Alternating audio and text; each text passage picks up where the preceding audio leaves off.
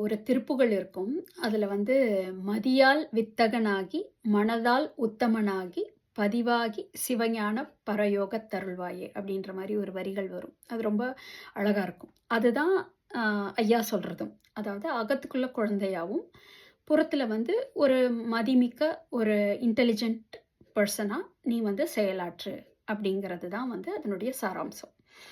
அதே மாதிரி இன்னொரு ஒரு பாட்டில் வரும். ஆம், மழலையின் குணத்தோடு முதுமையிலும் இளமையாய் மகிழ்வோடு வாழ வேண்டும் அப்படின்ற மாதிரி வரும். அது எனக்கு ரொம்ப பிடிக்கும். என்னன்னா, எனிவே எல்லாருக்கும் வயசாக போகுது, முதுமைங்கிறது வரப்போகுது. ஆனா அந்த முதுமையிலுமே மழலையோட குணத்தோட மகிழ்வா, அந்த மகிழ்வுங்கிறது வந்து நம்ம வந்து முதுமையாகும்போது எவ்வளோ வாழ்க்கையில சந்திச்சிருப்போம். அப்போ நம்ம நல்லப்பவே பஞ்சர் ஆயிருப்போம். ஆனா கூட அந்த மகிழ்வு, அந்த ஜாய் அப்படிங்கிறது வந்து என்னன்னா, அந்த குழந்தையினுடைய அந்த இன்னசென்ஸ். ஸோ மழலையின் குணத்தோடு. அப்படின்னா என்ன? மழலைன்னா என்ன? என்னென்னலாம் தோணுதோ, எப்படி எப்படியெல்லாம் ஃபீல் பண்ணுதோ, என்னென்னலாம் எமோஷன் வருதோ எல்லாத்துக்குமே இடம் குடுத்துட்டு, அதுக்கு ஒரு கில்ட்டாவே அது வந்து இருக்காது. அதுதான் அந்த மழலையினுடைய குணம். ஓகே. ஸோ இப்போ இதுக்கு வந்து தடையா இருக்கிறது வந்து பிடிவாதம் அப்படிங்கிறாங்க. பிடிவாதம் யாருக்கு பிடிவாதம்னா, நம்மளுடைய அறிவினுடைய பிடிவாதம். சரி, என்ன பிடிவாதம் பிடிக்கிறோம் அப்படின்னா, இப்போ பிடிவாதம்னா நம்ம வந்து ஒரு பிளெயின் லாங்குவேஜ்ல என்னன்னா, "புடிச்ச முயலுக்கு 3 கால்" அப்படின்னு சொல்லுவோம். அப்படின்னா, நமக்கு எல்லாருக்குமே தெரியும் முயலுக்கு எத்தனை கால்னு. ஆனா 3 கால் இருக்குன்னு சொல்றாங்க அப்படின்னா, சரி சொல்லிக்கோ.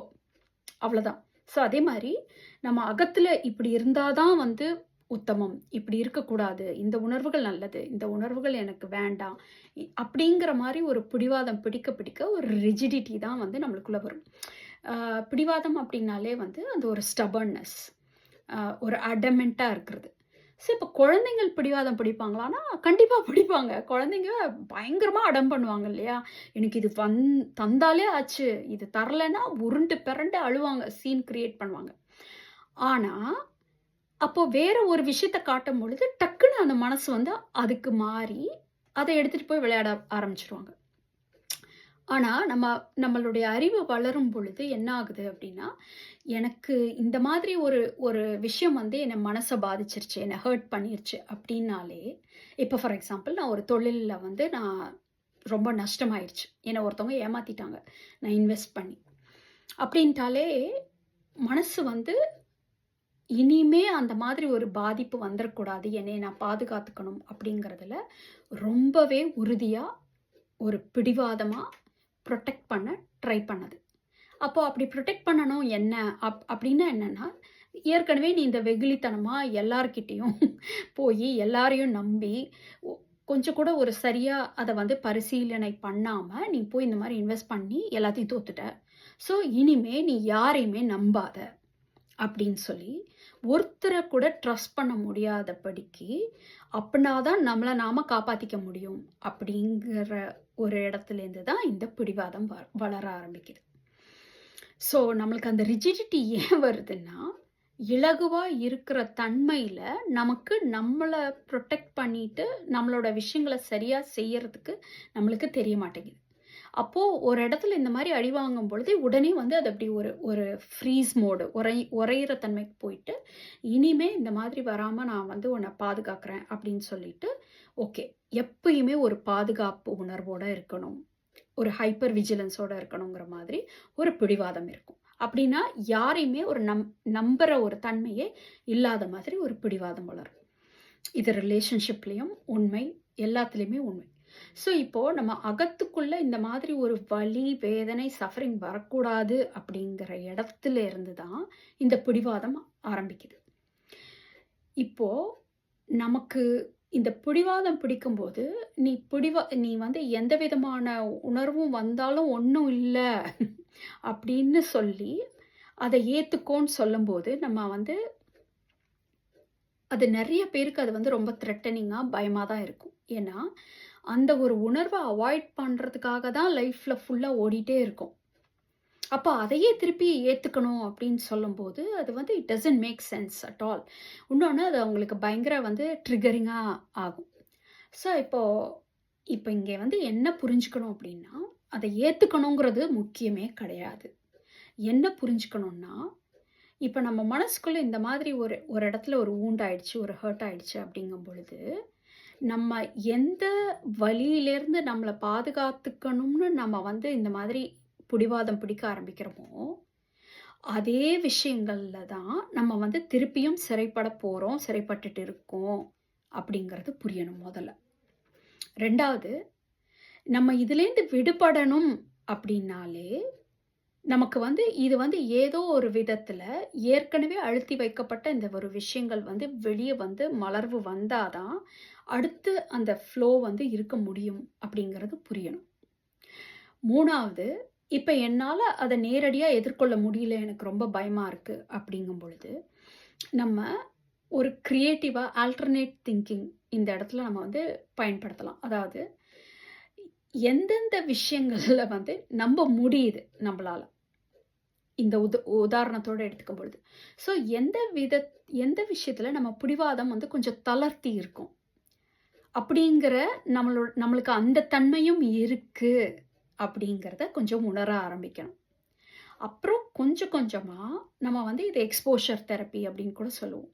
ஸோ நான் என்னுடைய பிடிவாதம்ங்கிற ஒரு ஒரு ஒரு புரொடெக்டிவ் ஒரு ஷீல்டு நான் வச்சிருக்கேன் அப்படின்னா, ஏன்னா நான் அத விட்டுட்டேன்னா, நான் காணாம போயிடுவேன், நான் துவம்சம் ஆயிடுவேன் அப்படிங்கிற ஒரு பயத்தினால தான் அந்த பிடிவாதம் இருக்கு, அந்த அறிவுக்கு. அதனால தான் எனக்கு இந்த மாரி தான் உணர்வு வேணும், இந்த மாரி வரக்கூடாது அப்படின்னு நினைக்குது.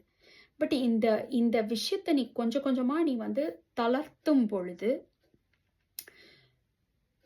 இந்த அழுத்தம் குறையும் பொழுது, நம்மளுக்கு ஆக்சுவலா இந்த இந்த இந்த விஷயத்த வந்து நம்ம அந்த ஒரு பிரசன்ஸ்ல, நம்ம அந்த ஃப்ளோல பார்க்கும் பொழுது, நமக்கு அத ஹேண்டில் பண்ணக்கூடிய தன்மை பெட்டர் ஆகும், அதிகமாகும் அப்படிங்கிறத நம்ம கொஞ்சம் கொஞ்சம் டோசேஜா வந்து அத பார்க்கும் பொழுது தான், அது வந்து கொஞ்சம் அதுக்கு நம்பிக்கைப்படும்.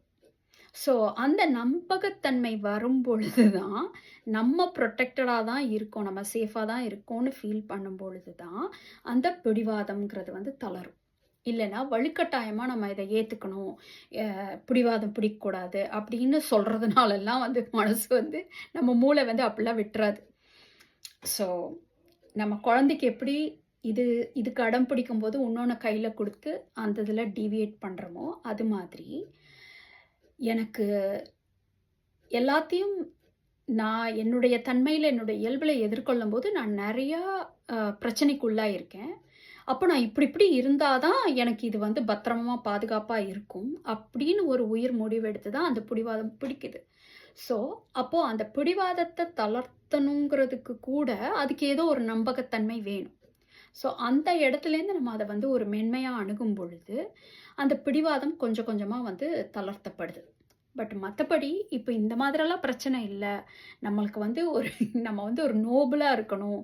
நம்ம வந்து ஒரு டிவைனா இருக்கணுங்கிறதுக்காக வேண்டி, இதுதான் சரி, இது தப்பு அப்படிங்கிற மாரி பிடிவாதம் பிடிச்சுக்கிட்டு, நம்ம ஏதாவது ஒரு எமோஷன்ஸ் தான் வேணும், இது வேண்டாம் அப்படின்னு நம்ம வந்து ஜட்ஜ் பண்ணிட்டு இருக்கோம் அப்படின்னா, அவங்களும் அத விட்டுட்டு, அதுக்கு இடம் குடுத்து, உண்மையிலே அது நம்மளுக்கு மோசமாக்குதா? இல்ல அதுவே வந்து அது தன்ன தானே பியூரிஃபை பண்ணிக்குதா?